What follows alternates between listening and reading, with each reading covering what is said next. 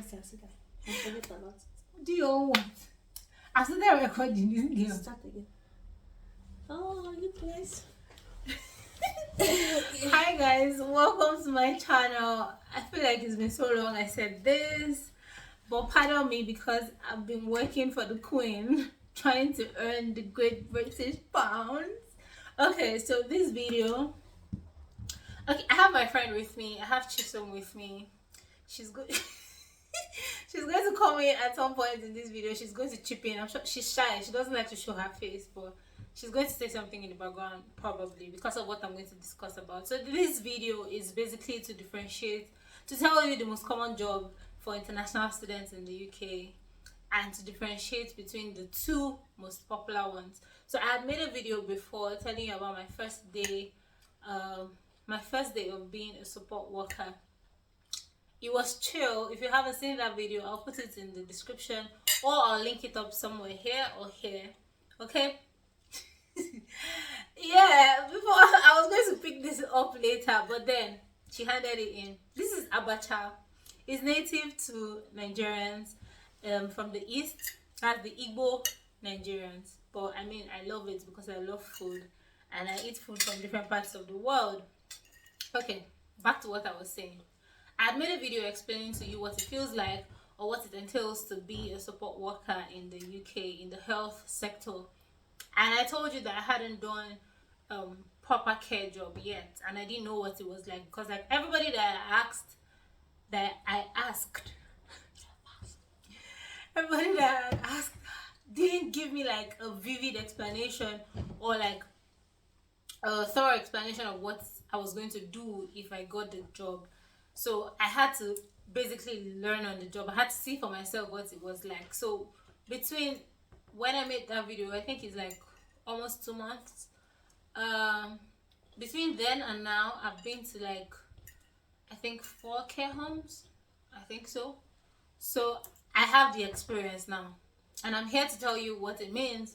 Or the kind, if you're looking to work in this field, which is basically what is common, what is very available, this is what it will be like, this is what it will feel like. Pardon my English, I don't know what's going on. I don't know. Probably because I haven't spoken in front of the camera for so long, I begin to lose form and lose my skills. But anyway, so a support job basically involves you supporting someone like the name implies. So it can be anyone. It can be an aged person, it can be a sick person that is young, it can be a child, it can be a teenager, depending on, like, there's different circumstances which you would need to support someone. So that doesn't really require you taking care of the person's personal hygiene. I mean, like giving the person the bath or cleaning up after the person. If the person was old, it doesn't involve you cleaning up after the person, like when the person defecates. It doesn't involve you changing their pads now, adult diapers or any of that. It doesn't involve that. It's basically just taking care of the person. How did this get distracting me? What are you looking for? Use your teeth. Are you mad? Like I was saying before, I was distracted. Support means you're just supporting the person. So if the person has difficulty eating, you feed the person. If the person has difficulty walking to the bathroom or something, you walk with the person. Sometimes it's just companionship. You just need someone to talk to them. You encourage them, talk to them about life or whatever it is that they're interested in. Go on a walk with them on the street, go on a long drive with them. That's what, to encourage them to go about their day-to-day routine. And then if they have medications as well, you prompt them to take their medications. That's all about support. In extreme cases, you can shower the person or do personal care. Okay? No, that's what I said. In some cases it's support, but you just have to do it because maybe the person needed help at that point. Stop distracting me. But now care, on the other hand, is, I'm sorry that I'm going back and forth, and this girl is distracting me. I'm trying to be serious here. So now care, on the other hand, involves everything I had mentioned before, which is prompting them to take their medication or giving them their medication, like actually putting the medications in their mouth, or if it's a patch, whatever it is, you have to give them their medication. You have to feed them. You have to actually make the food. You have to feed them. Maybe not make the food. Sometimes not make the food because they usually have chefs in this home.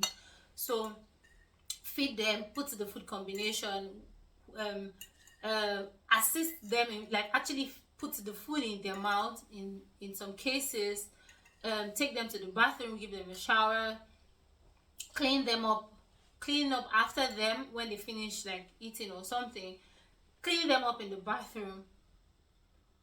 If they need to use the toilet, you need to take them to the toilet. For the people who are immobile, you need to like change their pads on their beds, or all of those kinds of things. So it's more personal. So you get to, it's like the name implies, it's care, it's total care. So you're doing everything for this person. So the difference is, with support, you're just supporting the person. You don't do personal care.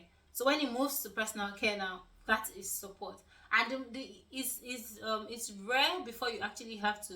It's not as common. It's not like it's rare. It's not as common and available. What is common and available is you have to go to a care home where there are many residents and actually cater to different people. But then there's another option, that is the live-in care. In this option, you have to go to this person's house and stay with the person. So I feel like that's the easier part of care, because you know that you're just tending to one person. But in a care home, you can tend to almost 20 people, just you, at once. So like, you have to attend to every need of each of these persons. So it's really strenuous. But sometimes there are more people and there are more carers to attend to the residents in this care home. So what have I said? Support work does not involve personal care. You don't need to clean the person's butt. You don't need to change their pads. You just need to take care of their day-to-day needs, prompt them to do what they are supposed to do, go for them on the work, listen to discuss with them, be their companion, and that's about it. Now with care, you have to clean the person up, you have to bath the person, you have to feed the person, you have to make sure that they take their medications, you have to, every need of this person. Most of the people that are in care homes are very old. They are completely dependent. Most of them are completely dependent. So like, you have to do everything for the person. I should say it's like, I shouldn't say that. Maybe it's disrespectful to say that they're like babies. This is where once an adult, twice a child. Oh yeah, this at this point is where the saying "once an adult, twice a child" comes into play. So yeah, you're a child when you're born, and then you're an adult, and then you're a child again. So imagine taking care of a child. That's what it entails. So everything that you do for a child, this is what you do for somebody who is completely dependent at a care home. And then I also said there's a different one, which is the live-in care. You actually leave your home. You sleep at this person's house. You wake up at this person's house. You take care of the person from morning till night, like it's around the clock, and then you get paid for that as well. So now there's like I have to give you, if you're preparing to come to the UK or you're not in the UK yet, there's certifications that you have to take. There's Social Care TV. That's like a website where they do these trainings. So you can actually go there, take the courses, get certified. Before you actually start the job, you need to show that you have done this training and you understand them, because this is a very high risk job and it's very demanding. So you need to come correct. You cannot just say that, oh, I took care of my grandma, or I took care of my grandpa back in the day, so I'm qualified, I can take it. No, that's not it. You have to actually be certified. You have to take the trainings. You have to do your due diligence, learn before you actually go to the field. Because if for any reason whatsoever there's an accident, you are completely responsible for that. One time I was taking a class for drug administration, and the lady said someone was in jail and she was supposed to serve. She's serving an 8-year term. Why is she doing that? Because she didn't take proper. There's like sometimes there are drugs that they take out of the pack that came from the pharmacy. Then they transfer them into, what's that thing called? There's like a schedule box. I don't remember what it's called right now. But there's like a schedule box where you have Monday, Tuesday, Wednesday, Thursday, Friday, Saturday, Sunday. And you're supposed to put the dosage of the medication in those boxes. So the person just needs to take Monday. If it's Monday, you take the one from Monday and you drink. So now, people had come to the house. This girl is silly. Thank you. You're welcome. Just help me drop it there. So people had come to the house and someone put cyanide. Cyanide is rat poison, guys, into one of the boxes and she gave it to the client. And the client died. Now, she was supposed to check what medication was in those boxes because she did not put them. She's not sure. Even if you did put them, you left at some point. Someone must have changed it. So that's why they tell you that you need to make sure that the drug comes in the specific pack that it came with. So you're sure that this is exactly what I'm giving and it's not anything other than what it should be. So she was held liable and she's still in jail trying to serve an 8-year term. You don't want that to happen to you. You just came here to school and you're trying to make a living for yourself. You need to be careful. So you need to make sure that you do your due diligence. Now they are applying. What should you call it? They're like apparatus. It's not apparatus. What should I call it? They're machines. So those things.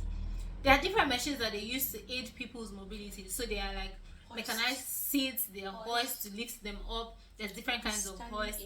There's stand aids. There's Zimas. There's different things. So you can actually not do the job properly if you haven't taken this training. So you have to make sure that you've taken the trainings. I'll find the link to the websites that do these trainings and put it in the description box so you can check. If you are not yet here, you can take your time and do those trainings now and actually get the certification in case you want to start work immediately you get into the UK. So you need to do that. What else I need to tell you? Okay, so now if you're a student, there's specifications of hours that you can work as stipulated by the government because they don't want you to come and get carried away by work and forgo your school. So during term time is during school periods when your school is in session. You can only work for 20 hours. So that means in a day a typical shift in a day you have 12 hours. So I don't know how you're going to find a way. You can do 6 hours today, 6 hours tomorrow, or 5 hours. I don't know how you want to do it, but the total numbers of hours that you're supposed to work in a week is 20 hours because they want you to go to school. They want you to put your head down and actually do what you came here to do.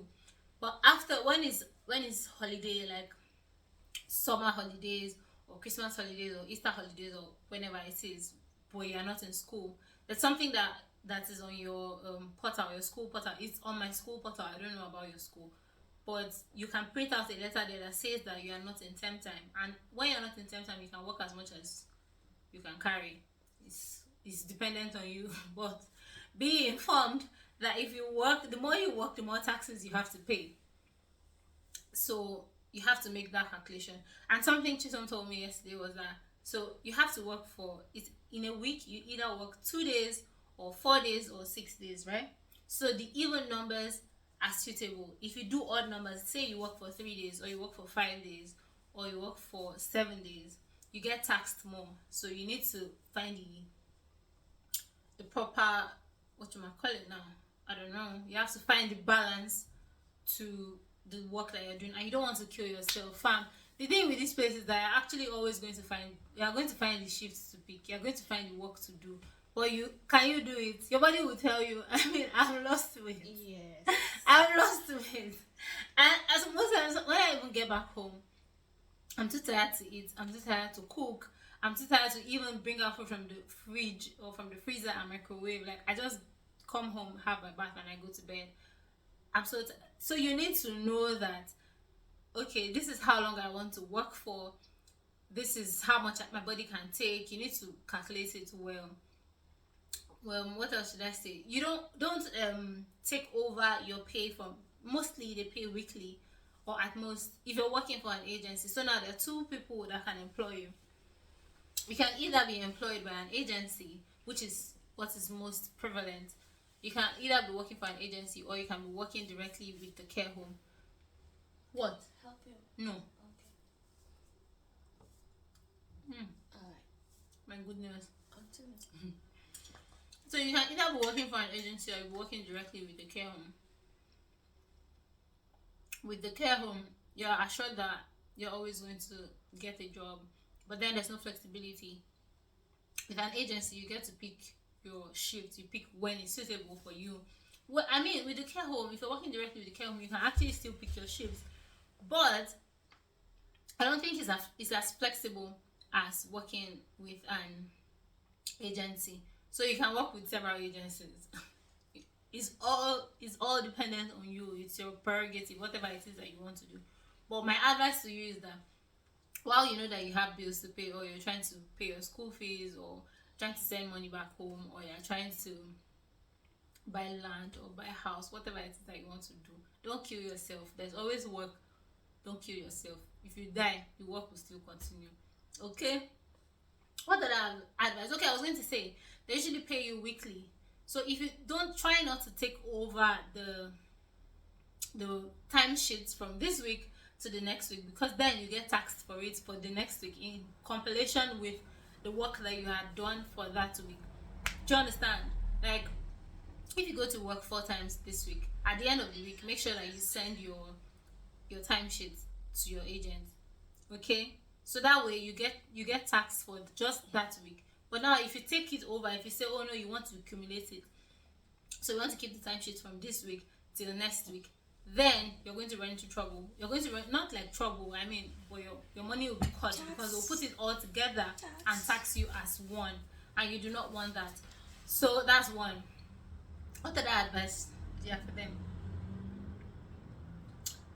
What other advice? Okay, I think I'm going to make another video that talks about what you should know before you actually come to start school, because there are a lot of misconceptions, such as you only have to pay a certain money. Say your school fees is like 20k pounds, they'll tell you pay 3k as deposit, and you now feel like, oh, that 3k is all you have to pay. You now come to school, when you resume, you now realize that you're supposed to have paid 10k pounds. That's 50% of your tuition before you begin school.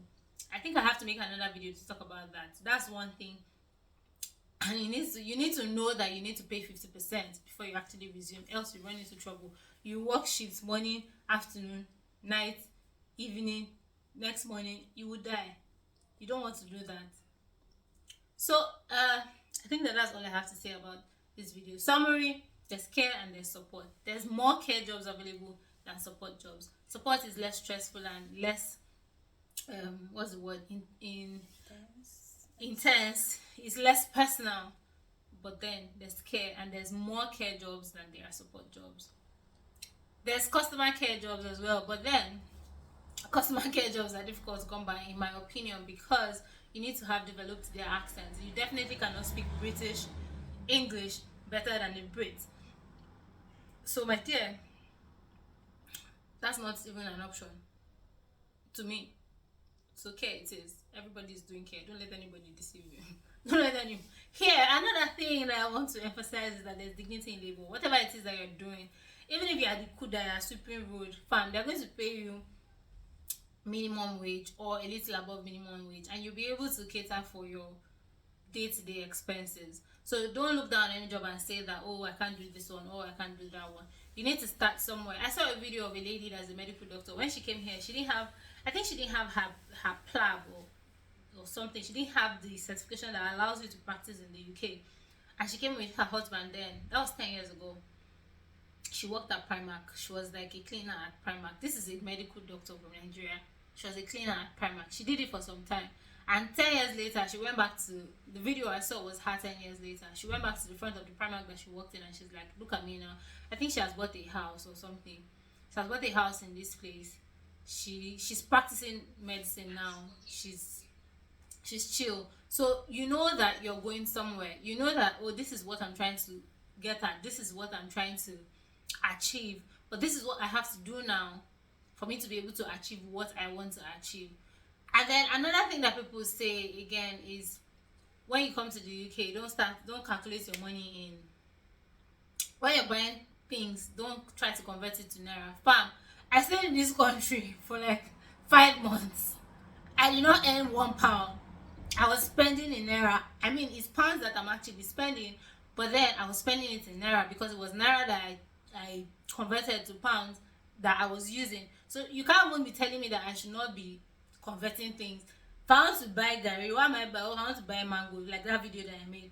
I bought one mango, 700 naira. What's happened? And you're telling me not to convert it. So, but my point is this: you feel more comfortable, you feel more relaxed if you're spending in pounds and you're earning in pounds. Now, I mean, I can afford to just buy food, a plate of food. I can buy this plate of food for £12 and I don't care because £12 is as it's like 1-2. Because then you're earning in pounds. Yeah, because I'm earning in pounds. So £12, the equivalent of, I'm not talking about like the exchange rate. I'm talking about like if I was in Nigeria, I can buy a plate of food for like 1,215, right? That's equivalent to buying a plate of food for £10 here. That's what it is. 1K is like £10. Mm-hmm. So when you start earning in pounds, you feel more at ease, and in fact, you are not spending your naira again. So you need to. That's my point is you need to actually work for you to be comfortable, and it also builds your experience, builds your, I don't know. It's not nice that you're here just spending money. It builds your profile. It's not nice that you're here just spending your father's money or spending your mother's money, and you're not earning any money. So you need to work and don't look down on any job. At this point, I need to cut this video so I can eat my abacha in peace. Yes. And not in pieces and not choke because there's pepper in this food. Alright guys, send in your questions, all you need to know about care. Bye. And remember to subscribe. Absolutely subscribe. It's free. This channel needs to grow. Okay? So you need to subscribe. All you need to do is just click. There's a button that says, is this way. There's a button that says subscribe somewhere here. It will be somewhere here. Okay. You click it. If you are not signed in on your Gmail, you just need to sign in. When you click subscribe, a bell comes up beside it. If you click that bell, you get notified every time I upload a new video. My videos are a variety, to be honest.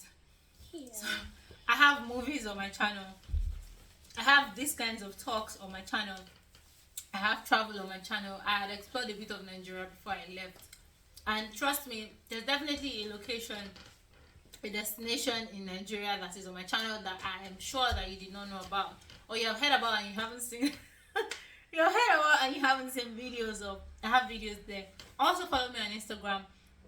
My handle is up on the screen, just Adera Mary. Follow me on Instagram, follow me on every other social media that you are on. But most importantly, you need to subscribe to this channel. You need to binge on my other content and drop a comment if you are watching, because that's how I know that you actually watched. Sometimes I just get 1,000 views and I do not know who is who. I don't know who has watched it. I do not know who is supporting me because you are not dropping comments.